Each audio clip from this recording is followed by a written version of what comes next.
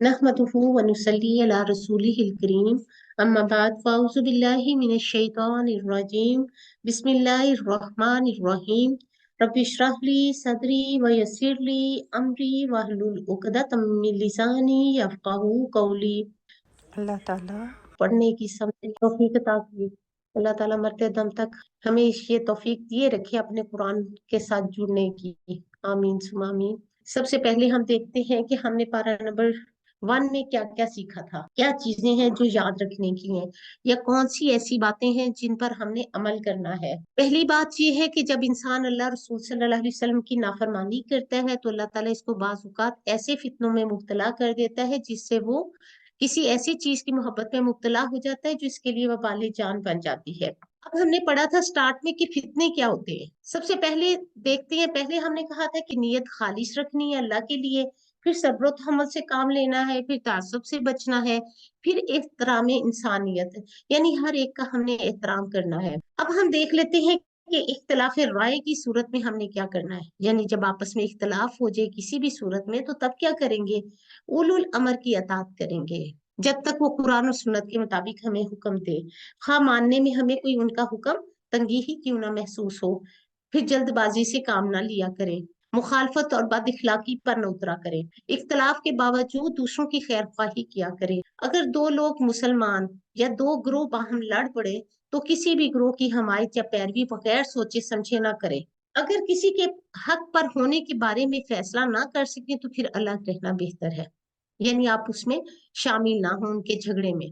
किसी से नाराजगी की सूरत में अपनी राय का इजहार जो है बराह रास्त उसी शख्स के साथ करें, किसी और के साथ अपने ख्यालात के इजहार ना करें। ऐसा क्यों करेंगे हम, क्योंकि इससे बदअमनी और इंतशार फैलता है। फिर कलमा हक कहते वक्त तमाम इस्लामी इक़दार और आदाब का लिहाज रखेंगे। फिर इख्तलाफ के बावजूद दिलों में वुसअत रखनी है, दूसरों की आरा को भी खुले दिल से सुनना है, हर मामले में दूसरों की खैर ख्वाही करनी है। देखिए, जब इंसान दूसरों को भी तरजीह देता है दुनिया में तो फिर फितना, इंतशार, फसाद वो खत्म हो जाता है। इसका हल क्या है, लोगों की बात को तवज्जो से सुना करें, लोगों को तरजीह दिया करें और तरजीहात में दीन को प्रेफर करें। इंशाअल्लाह ताला कोई भी बात हो कुरान और सुन्नत के साथ उसको रिलेट कर दिया करें। हुजूर सल्लल्लाहु अलैहि वसल्लम ने फरमाया, तुम मेरे बाद अपनी हक तलफी देखोगे, जो लोग मुस्तहिक नहीं है इनको हुकूमत मिलेगी, तुम महरूम रहोगे। ऐसी बातें जिनको तुम बुरा खिलाफ शरा समझते हो। ये सुनकर सहाबा रजी अल्लाह ताला अन्हु ने अर्ज किया, फिर ऐसे वक्त में आप हमको क्या हुक्म देते हैं। फरमाया, इस वक्त के हाकिमों को इनका हक अदा करो, ज़कात वगैरह, यानी कि तुम फिर अपना हक अल्लाह से मांगो।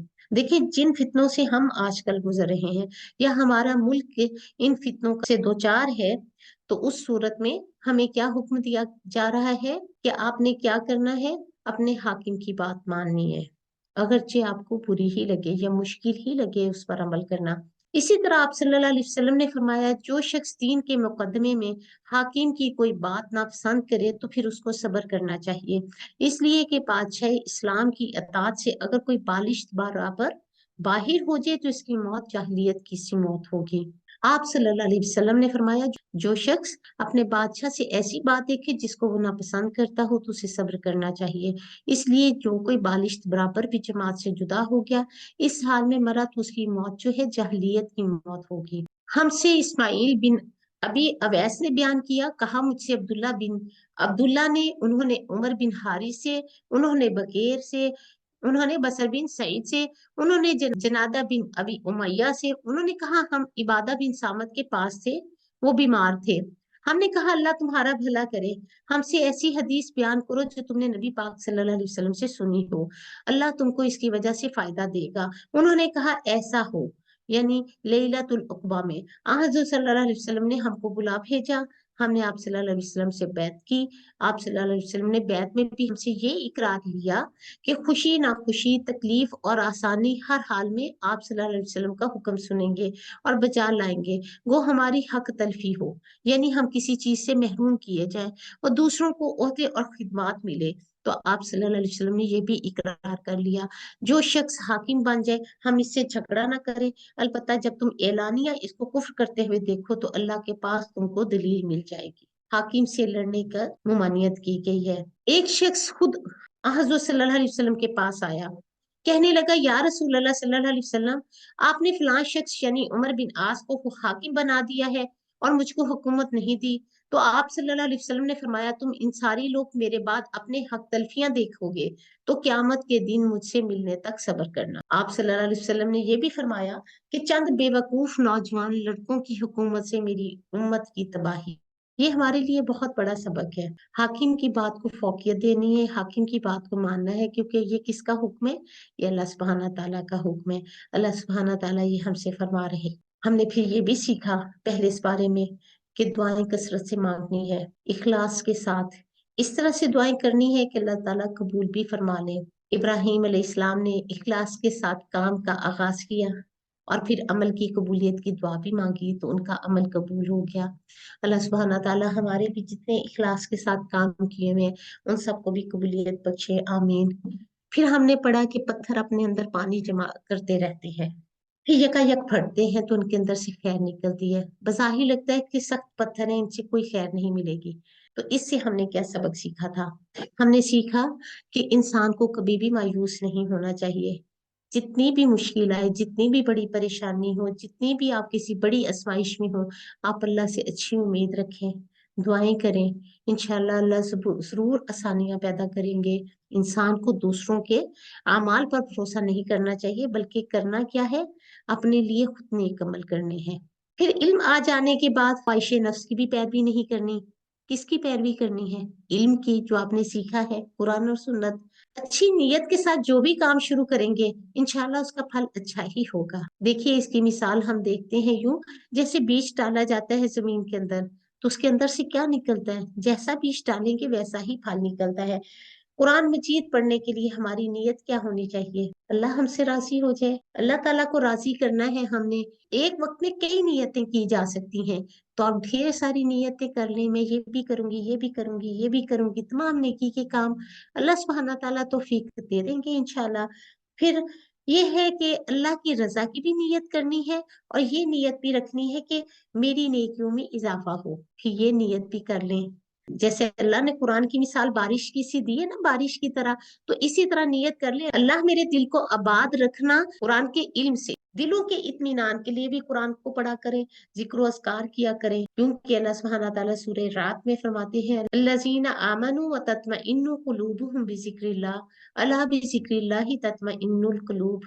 जो लोग ईमान लाए इनके दिल अल्लाह के जिक्र से इत्मीनान हासिल करते हैं। याद रखो अल्लाह के जिक्र से ही दिलों को तसल्ली हासिल होती है। फिर कुरान है क्या? दिलों के लिए शिफा है, हिदायत है। या अय्युहन्नासु क़द जाअतकुम मौइज़तुम मिर रब्बिकुम व शिफ़ाउल लिमा फिस सुदूर व हुदन व रहमतुल लिल मुमिनीन। ए लोगो, तुम्हारे पास तुम्हारे रब की तरफ से एक ऐसी चीज आई है जो नसीहत है, और दिलों में जो रोग है इनके लिए शिफा है और रहनुमाई करने वाली है, और रहमत है ईमान वालों के लिए। अब कुरान क्या है? ईमान में इजाफे के लिए। सूरह अल इंफाल में आता है, इन्नमल मुमिनून अल्लज़ीना इज़ा ज़ुकिरल्लाहु वजिलत कुलूबुहुम व इज़ा तुलियत अलैहिम आयातुहु ज़ादतहुम ईमानन व अला रब्बिहिम यतवक्कलून। बस ईमान वाले तो ऐसे होते हैं कि जब अल्लाह का जिक्र होता है तो इनके दिल डर जाते हैं। व इज़ा तुलियत अलैहिम आयातुहु ज़ादतहुम ईमाना, और जब अल्लाह की आयत इनको पढ़कर सुनाई जाती है तो वो आयतें इनके ईमान को और ज्यादा कर देती हैं। और वो लोग क्या करते हैं? अल्लाह पर भरोसा करते हैं। कि जहन्नम से निजात पाने का जरिया भी है कुरान का पढ़ना, उसका सीखना। रसूल पाक सल्लल्लाहु अलैहि वसल्लम ने फरमाया, अगर कुरान को किसी चमड़े में लपेट कर आग में डाल दिया जाए तो आग इसे नहीं खाएगी। गोया जिस दिल में कुरान होगा वो महफूज हो जाएगा। फिर क्यामत के दिन सिफारिश की उम्मीद से कुरान को पढ़ा करें। जिंदगी को बदलने और बेहतर रास्ते पर चलने की गर्ज से कुरान को पढ़ा करें। दुनिया और आखिरत के फायदे के लिए भी कुरान से इस्तेफादा हासिल किया करें। जन्नतुल फरदौस के हसूल के लिए भी इसको पढ़ना चाहिए। इब्ने कय्यम कहते हैं, किसी भी बंदे के लिए कुरान की किरात, इसमें लंबा गौर व फिक्र करना और कुरान की आयत के मानी पर मरकूज करने से बढ़कर इसकी जिंदगी और आखिरत में इससे ज्यादा फायदेमंद और उसकी निजात के लिए उससे ज्यादा बेहतर कुछ भी नहीं है। जी, अब आप मुझे बताइए, मैंने आपको खुलासा बता दिया फर्स्ट पारे का।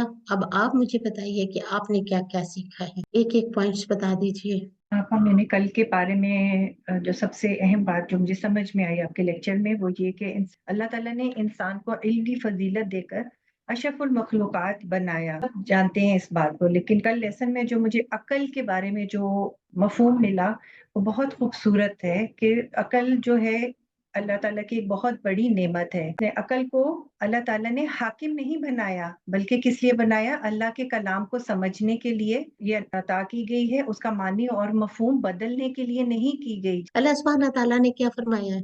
ایسے وقت میں کیا کرنا ہے جب کوئی مشکل آتی ہے، جب آپ کے مزاج کے خلاف، آپ کی نفس کے خواہش نفس کے خلاف کوئی بات ہوتی ہے، تو کیا کرنا ہے آپ نے؟ اولو الامر کی ابھی آپ نے بتایا کہ اس کی ہم نے پیروی کرنی ہے، ان کی بات ماننی ہے، صبر کرنا ہے۔ جو بات اگر ہمیں نہیں بھی ان کی اچھی لگتی ہے تو وہاں پر صبر کرنا ہے۔ اور اس کے بارے میں آپ صلی اللہ علیہ وسلم نے کیا فرمایا؟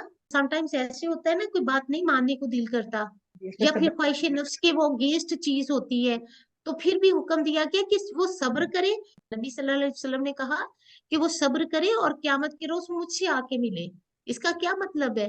کہ اس صبر کا اجر یہ ملے گا کہ نبی صلی اللہ علیہ وسلم کی شفاعت مل جائے گی انشاءاللہ۔ صبر کا بہت بڑے درجے اللہ تعالیٰ نے بتائے ہیں۔ قرآن کو سمجھنے اور سیکھنے کے لیے سنجیدگی شرط ہے۔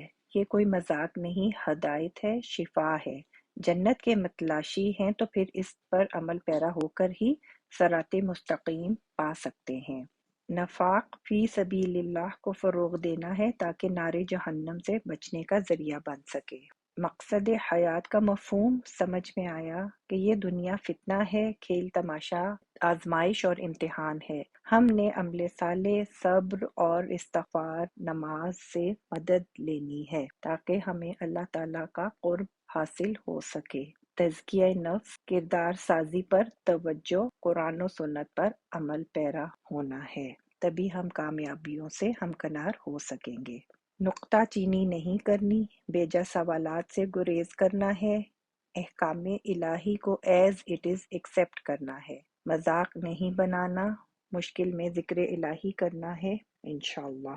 نافرمانیاں دلوں کی سختی کا سبب اور آیات کا بے اثر ہونا، ایسے مرض میں مبتلا ہونا ہے جس میں احساس کا مٹنا لاحق ہونے کا باعث ہے۔ فتنوں کے اس دور میں ایمان کو محفوظ رکھنے کے لیے اخلاص نیت، صرف رضا الہی اور بچنے کے لیے تعوذ پڑھنا اور دعائیں یاد کرنی ہے۔ ایک اور بہت خوبصورت بات سمجھ میں آئی کہ دو آدمی کے علاوہ کسی پر رشک نہیں کرنا، ایک وہ جس کو اللہ نے مال دیا ہو اور اس سے حق کے کام میں خرچ کرنے کی توفیق بھی بخشی ہو، اور دوسرا جسے اللہ نے حکمت دی، پھر وہ اس حکمت کے ذریعے درست فیصلے کرتا ہو اور درست فیصلہ دیتا ہو۔ سبحان اللہ۔ السلام علیکم ورحمۃ اللہ وبرکاتہ۔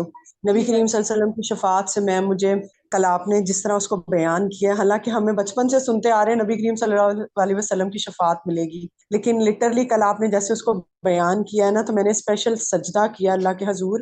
آپ کے بیان کرنے کا انداز، پھر اللہ تعالیٰ جس طرح آپ نے کہا کہ نبی کریم صلی اللہ علیہ وسلم کو سکھائیں گے اپنے ہی کلمات، پھر وہ تعریفی کلمات کریں گے، اور پھر نبی کریم صلی اللہ علیہ وسلم کو اجازت دی جائے گی۔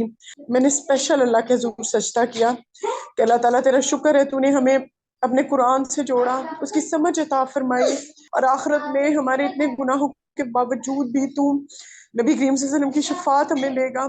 کتنا کرم ہے اللہ کا ہم لوگوں پر، اور اللہ کتنے مہربان ہے کہ ہر موقع پہ، ہر بات پہ ہمارے گناہوں کے باوجود بھی بار بار وہ ہمیں معاف کرتے ہیں۔ اور اس دن جب وہ اتنا سختی کا دن ہے کہ جس دن کوئی سفارش، کوئی فدیہ، کچھ بھی قبول نہیں کیا جائے گا، تب بھی اللہ ہمیں اپنی اس پیاری ہستی کے ذریعے ہمارے لیے سفارش قبول کرے گا اور ہمیں معاف فرمائے گا انشاءاللہ انشاءاللہ، لیکن اس کے لیے عمل صالح کرنا ہے ضروری۔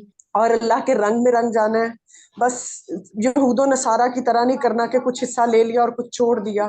کوشش کرنی ہے انشاءاللہ کہ اللہ نے جو کچھ قرآن میں ہمیں عمل کرنے کا حکم دیا ہے ہم اس پر عمل کر سکیں۔ وآخر دعوانا ان الحمد للہ رب العالمین۔